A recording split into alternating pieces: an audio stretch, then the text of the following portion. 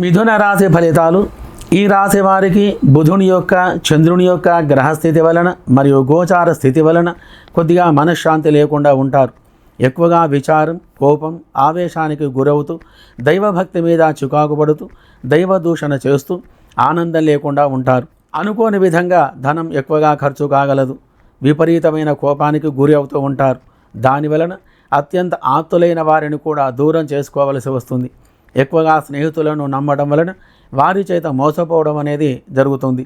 మరియు గొడవలు కూడా జరిగే అవకాశాలు ఎక్కువగా ఉన్నాయి. మీరు చేసేటువంటి యొక్క పనియందు ఆటంకాలు కలిగి ఉండటం వలన అధికమైనటువంటి ధన నష్టం కలగగలదు.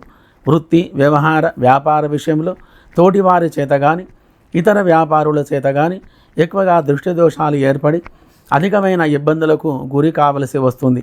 దానివలన మానసికమైనటువంటి చికాకులు కలిగి విచారంతో ఉంటారు.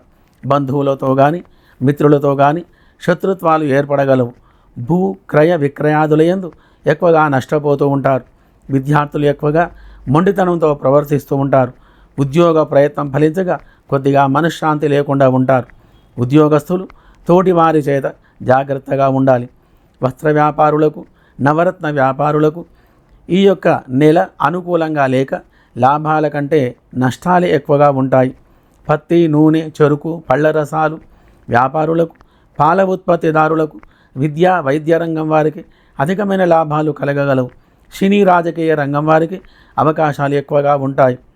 మంచి చెడు ఫలితాలు సమంగా ఉన్నాయి కాబట్టి దోష నివారణ గురించి మీరు చేయవలసిన పని, ఒక 11 రోజులు శివాలయంలో ఆవు నెయ్యి, ఆవాల నూనె కలిపి సాయంత్రం సమయంలో దీపారాధన చేసి ఖర్జూర పండ్ల రసముతో అభిషేకం చేసి ఈ యొక్క మంత్రాన్ని జపం చేయండి.